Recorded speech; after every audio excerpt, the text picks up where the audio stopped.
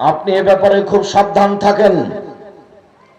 উসমান রাদিয়াল্লাহু তাআলা আনহু বলেন, রাসূল সাল্লাল্লাহু আলাইহি সাল্লাম বলেছেন, মান তাওয়াদ্দা ওযুই হাজা, আমি আজকে যেভাবে ওযু করে দেখালাম, এইভাবে কেউ যদি ওযু করে তারপরে 2 রাকাত সালাত আদায় করে, লাম ইউহাদ্দিস নাফসাহু ফীমা বিশাইইন, মনে মনে কোনো কথা না হলে তার অতীতের সব পাপ ক্ষমা হয়ে যাবে। মনে মনে কথা বলাটা ঠেকানো খুব কঠিন। আল্লাহু আকবার বলার সাথে সাথে শয়তান বলল, উযকুর কাযা, উযকুর কাযা, বলো, ওই যে বউয়ের কথা বলো, বোনের কথা বলো, বান্ধবীর কথা বলো, জমি জায়গার কথা বলো, ব্যবসার কথা বলো, সব খালি শয়তান স্মরণ করাবে।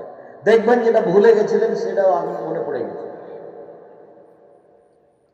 রাসূল সাল্লাল্লাহু আলাইহি সাল্লাম বলেন, কেউ যদি ওযু করে 2 রাকাত সালাত আদায় করে, মনে মনে কথা না বলে, তাহলে অতীতের সব পাপ ক্ষমা হয়ে যাবে। হাদিস বুখারী মুসলিম। উকবা বিন আমির রাদিয়াল্লাহু তাআলা আনহু বলেন, রাসূল সাল্লাল্লাহু আলাইহি ওয়াসাল্লাম বলেছেন, মান তাওয়াদ্দা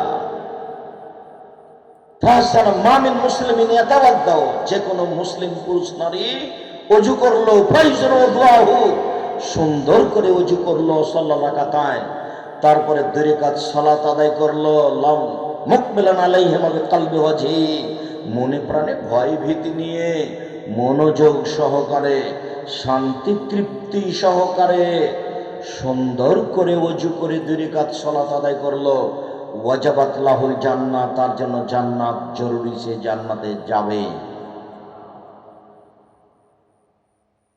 আব্দুল্লাহ ইবনে আব্বাস রাদিয়াল্লাহু তাআলা আনহু বলেন, রাসূল সাল্লাল্লাহু আলাইহি সাল্লাম বললেন, আল্লাহ তাআলা বলেন, হাদিসে কুদসি, আল্লাহ তাআলা বলেন, মুহাম্মদ হাল তাদরি ফিমা ইয়াহতাসিমুল মালাউল আলা, মুহাম্মদ বলতে পারো আকাশে কি নিয়ে হইচই হচ্ছে? আল্লাহ বলছেন আমাদের নবীকে, মুহাম্মদ বলতে পারো উপরে কি নিয়ে হইচই হচ্ছে?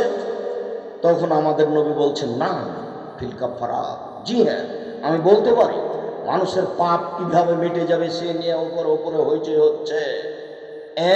এক, আল বাকসু ফিল মাসাজিদ বাদা সালাওয়াতে, সালাতের পরে মসজিদে বসে বসে জিকির আজকার করলে মানুষের পাপ মিটে যায়, এই নিয়ে উপরে কথা হচ্ছে। 2, অল মাসির আল আকদামিল আল জামাতে, ওযু করে পায়ে হেঁটে মসজিদে গেলে মানুষের পাপ মিটে যায়, এই নিয়ে কথা হচ্ছে। ওয়াইসবাগুল ওযু আলাল মাকারিহ, শীতের সময়, কষ্টের সময় সুন্দর করে ওযু করলে সব পাপ মিটে যাবে, এই নিয়ে কথা হচ্ছে। এইটুকু বলার পরে আল্লাহ নবী বলছেন, মান ফাআলা হাদা ওয়াশাব বিখাইরিন, কেউ যদি এরকম করে তাহলে আশা বেখাইরিন ও মাতা বেখাইরিন, তাহলে তার মরে যাওয়া ভালো, তার বেঁচে থাকা ভালো। কেউ যদি এমনটা করে তাহলে তার মরে যাওয়া ভালো, তার বেঁচে থাকা ভালো। ওয়াকানা মিন খাতিয়াতিহি কায়ামিন ওয়ালাদাত উম্মুহু, লোকটা হয়ে যায় সেদিনের মতো যেদিন তার মা তাকে জন্ম দিয়েছে, সে নিষ্পাপ হয়ে যায়। সুন্দর করে উজু করে মসজিদে গেলে লোকটা নিষ্পাপ হয়ে যায়।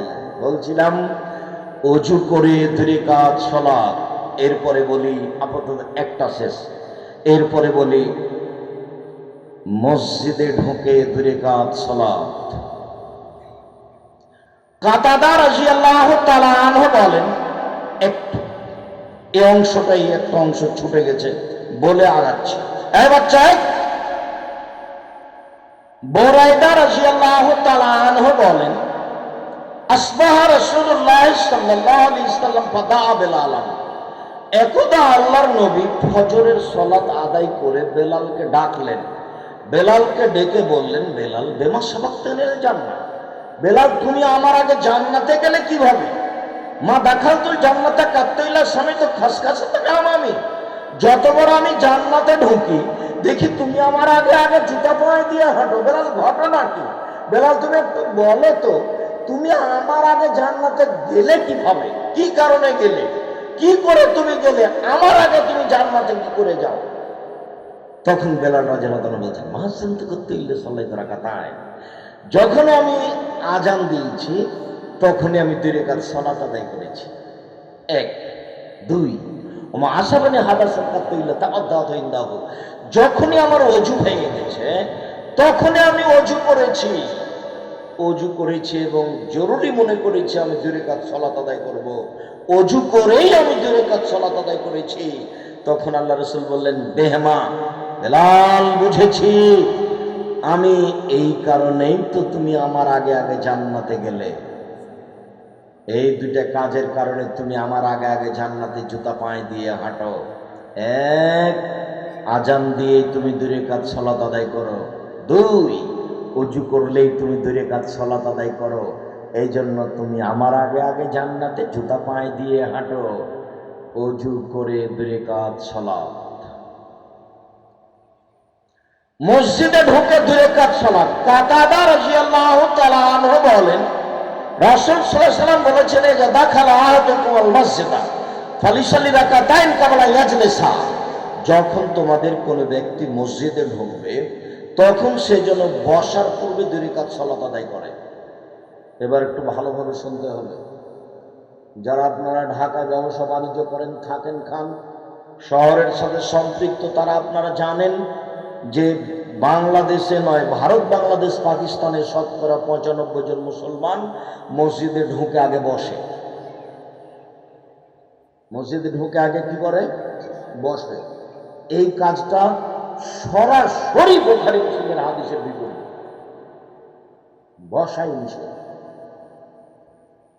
আল্লাহর নবী বললেন, পৃথিবীর মানুষ শুনে রেখো, যখন তোমাদের কোনো ব্যক্তি মসজিদে প্রবেশ করবে সেই যেন আগে 2 রাকাত সালাত আদায় করে তারপরে বসে।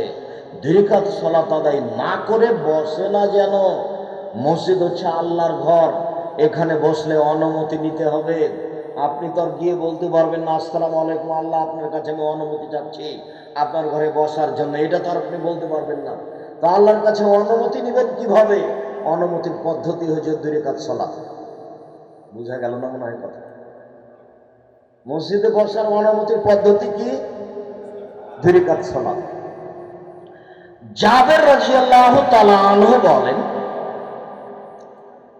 দাখালা রাজুলুন ইয়াউমাল জুমআ ওয়ান নবী সাল্লাল্লাহু আলাইহি ওয়াসাল্লাম ইয়াখতুব, একদা জুমার দিন আল্লাহর নবী জুমার খুতবা দিচ্ছিলেন, একটা লোক ঢুকলো, ঢুকেই বসে গেছে।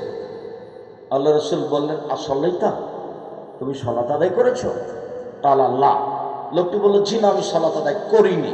তখন আল্লাহ রাসূল বললেন, কুম ফাসাল্লি রাকাতাইন, এই উঠো, 2 রাকাত সালাত আদায় করো।